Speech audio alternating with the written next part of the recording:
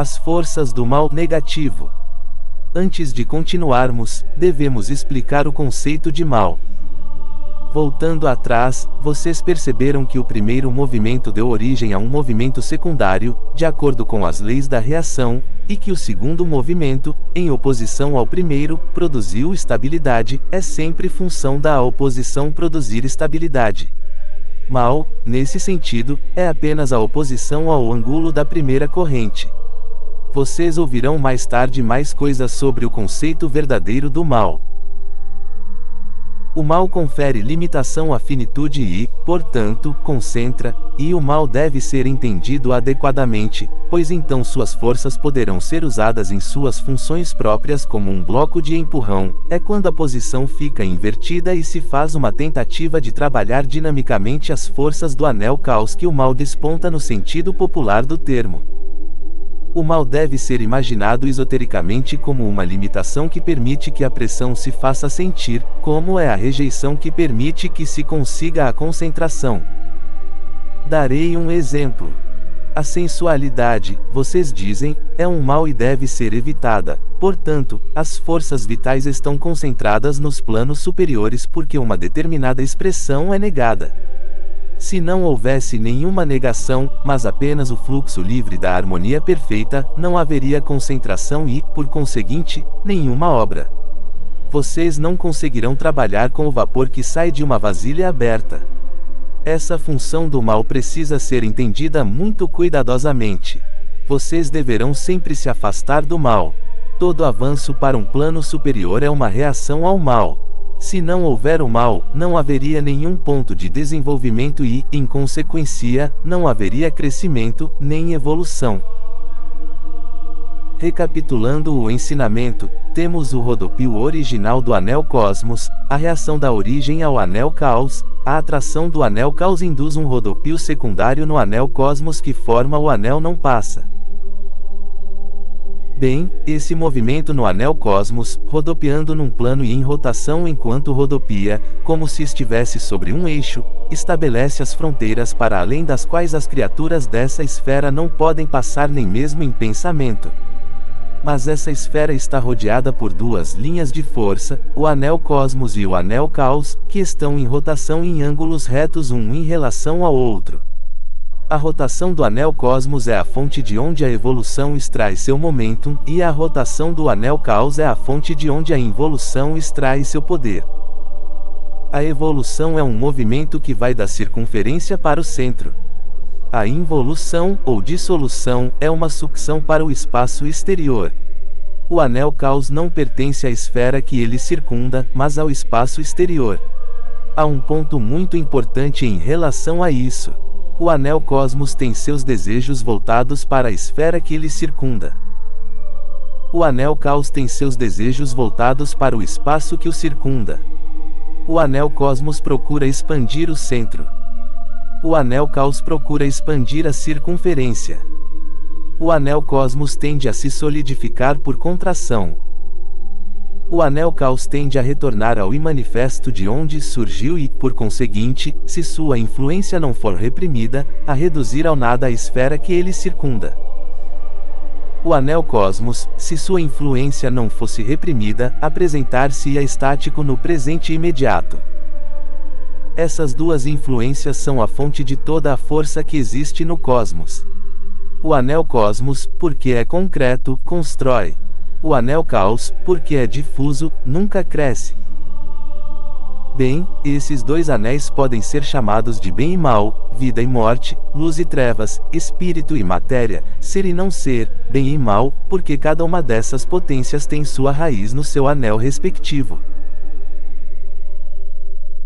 Mas fique claro que o anel, bem, e o anel, mal, não são, bem, e, mal, como vocês entendem esses termos, mas apenas círculos de força que rodopiam em ângulos retos um em relação ao outro e, por conseguinte, em oposição, e é simplesmente o ângulo do primeiro a surgir que se chama, bem, e o ângulo que está em oposição ao plano original é que se chama, mal, e pode ser que, em outro cosmos, o primeiro plano começasse a rodopiar em outro ângulo.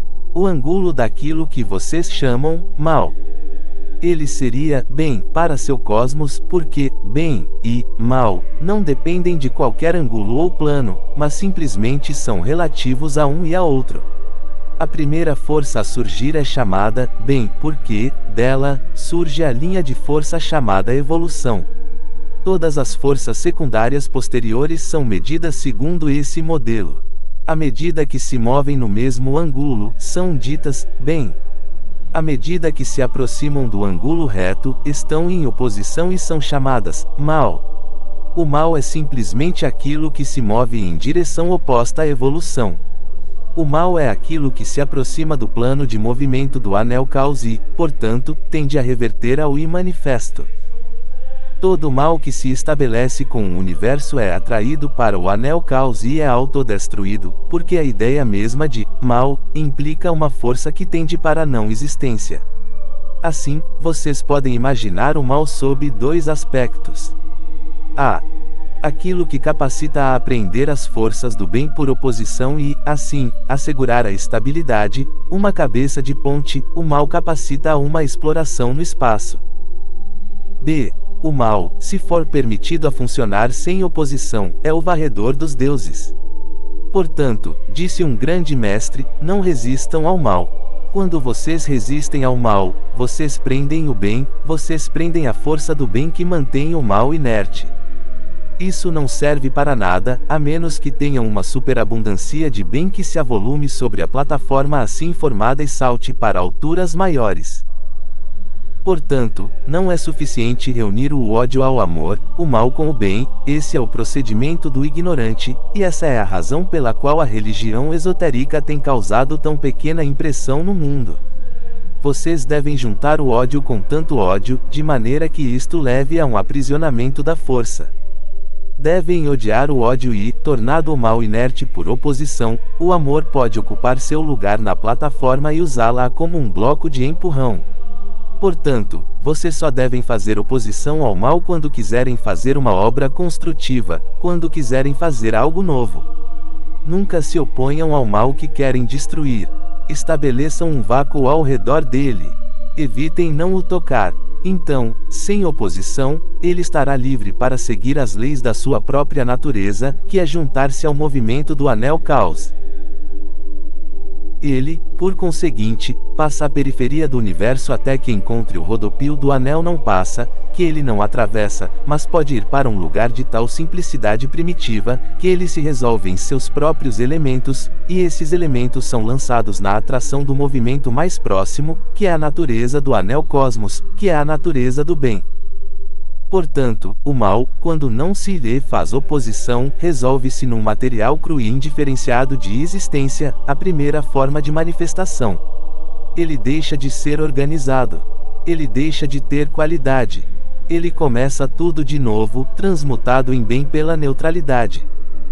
É o rodopio desses dois anéis que fornece as influências que atuam sobre a criação. Agora vocês já podem saber por que o mistério do mal é o segredo dos iniciados, porque, quando vocês compreendem o mal, ele é extremamente útil.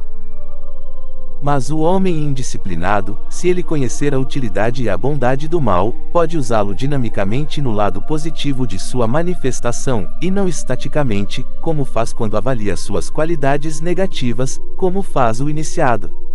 Damos a seguir uma explicação, proveniente de uma fonte autorizada, que pretende eliminar qualquer confusão a respeito da expressão mal negativo. Chamar o anel caos de mal negativo é insatisfatório. A palavra mal não deveria ter sido utilizada, pois pode causar confusão em muitas pessoas e é provável que não seja entendida nem mesmo por aqueles que estão familiarizados com nossa terminologia. Sem a mudança e a tensão originadas pelo crescimento, o cosmos não pode progredir para sua própria finalidade. O anel caos não é estranho ao anel cosmos, mas procede dele e está em associação eterna com ele. A interligação dos dois anéis é como a das mentes consciente e subconsciente do homem. Se o anel caos deve ser considerado negativo, deveria ser chamado de bem negativo. O absoluto é a própria lei, o que está em oposição não está necessariamente em inimizade.